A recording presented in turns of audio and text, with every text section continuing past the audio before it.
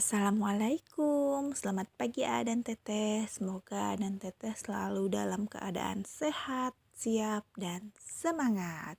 Ketemu lagi bersama Bu Elsa ya dalam belajaran PAI. Nah, A dan Teteh, sebelum kita belajar seperti biasa ya, kita berdoa terlebih dahulu. Sikap berdoa, tangan diangkat, kepala ditundukkan. Bismillahirrohmanirrohim. Robbi zidni ilman warzuqni fahman. Amin. Oke, sekarang kita akan belajar tentang berkata baik. Nah, perkataan yang baik adalah perkataan yang disukai Allah. Sebaliknya, perkataan yang buruk adalah perkataan yang sangat dibenci oleh Allah. Perkataan yang baik adalah perkataan yang mengandung kebenaran dan manfaat. Dalam Islam juga dikatakan sebagai berikut ya. Bismillahirrohmanirrohim. Salamatul insani fi hifdzil lisan, yang artinya keselamatan seseorang tergantung pada bagaimana ia menjaga lisannya. Maksudnya, setiap ucapan kita, setiap perbuatan kita itu akan didengar dan juga akan dilihat oleh Allah. Dan nanti apa yang kita ucapkan, apa yang kita lakukan itu akan dimintai pertanggungjawaban. Nah, contoh dari berkata baik itu yang pertama adalah tidak mengejek teman ya. Misalnya ketika AA dan Teteh berada di dalam kelas, ibu guru sedang menugaskan AA dan Teteh untuk menulis ya. Nah, ketika menulis dimulai, ada anak yang jahil. Kita sebut aja dia itu si A ya, A dan Teteh. Nah, si A itu melihat tulisan si B yang memang sedang membutuhkan bimbingan, masih membutuhkan bimbingan ya. Nah, tiba-tiba si A ketawa terbahak-bahak. Tulisan kamu jelek sekali sih B, misalnya seperti itu. Nah, itu tidak boleh ya dan Teteh. Jangan sampai kita itu menyakiti hati teman kita. Apalagi kalau sampai temannya itu sampai menangis. Jangan ya, kasihan. Harusnya nanti ketika ada yang mendengar seperti itu, A dan Teteh wajib harus itu yang mengingatkan si A bahwa perbuatan itu tidak baik. Nah, contoh yang kedua adalah tidak boleh berkata yang kasar ataupun berkata kotor. Misalnya, ibu nih sering dengar ya, anak-anak sekarang itu kata-katanya pada kotor-kotor, pada kasar.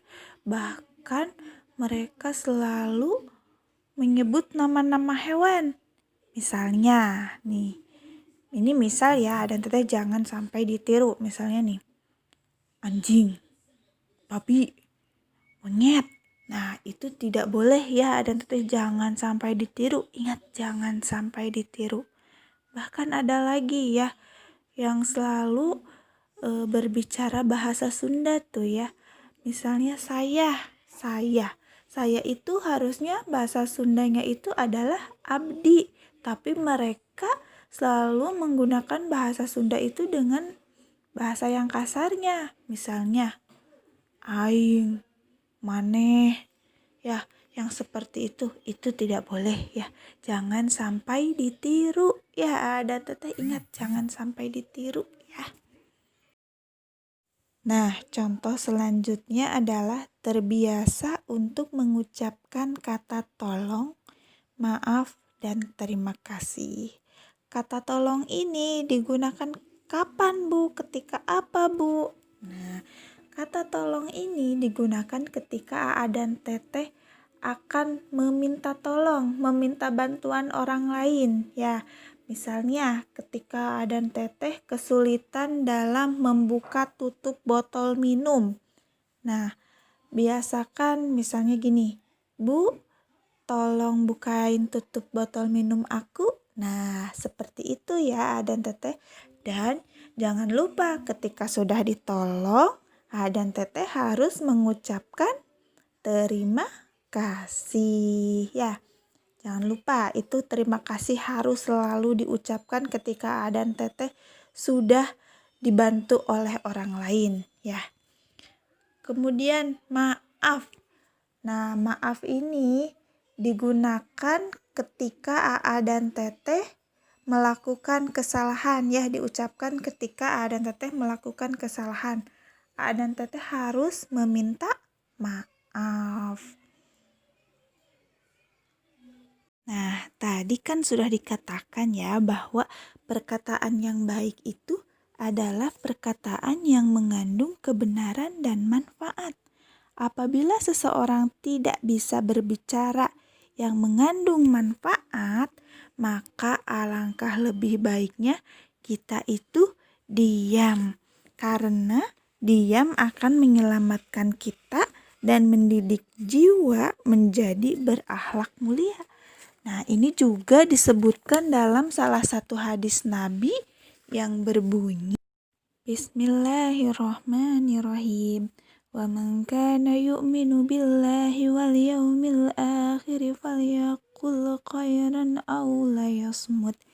Yang artinya, dan barang siapa yang beriman kepada Allah dan hari akhir, maka hendaknya ia berkata yang baik-baik saja.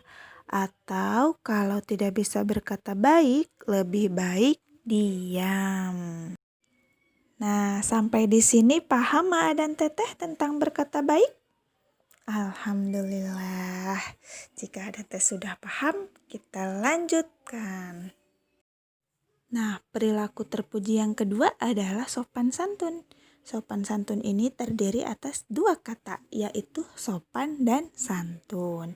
Sopan berarti hormat atau takzim sesuai dengan kebiasaan yang baik.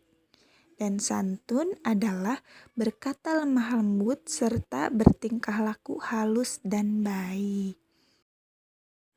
Nah, kesantunan berbahasa dalam Al-Quran diisyaratkan dalam ayat berikut yang artinya, dan lunakkanlah suaramu, sesungguhnya seburuk-buruk suara adalah suara himar. Nah, maksud dari ayat tersebut adalah kita diperintahkan untuk tidak berbicara keras atau kasar. Ya, di mana sikap sopan santun harus kita lakukan? Di mana saja ya, bisa di sekolah, di rumah, maupun di lingkungan masyarakat. Nah, contoh dari sikap sopan santun di rumah misalnya, yang pertama, tidak berbicara kasar. Yang kedua, tidak memerintah orang tua. Yang ketiga, mematuhi nasihat orang tua. Yang keempat, tidak memotong pembicaraan orang tua. Nah, kalau contoh di sekolahnya apa, Bu? Nah, contoh di sekolah yang pertama adalah menghormati ibu ataupun bapak guru. Yang kedua, memperhatikan guru ketika sedang menerangkan. Ketiga, mematuhi dan melaksanakan perintah yang diberikan guru. Keempat, memberi salam saat bertemu guru. Nah, sekian materi pembelajaran dari Ibu. Terima kasih untuk A dan Teteh yang sudah menyimak materinya. Semoga A Teteh tetap sehat dan semangat. Sampai jumpa lagi minggu depan ya A dan Teteh. Wassalamualaikum warahmatullahi wabarakatuh.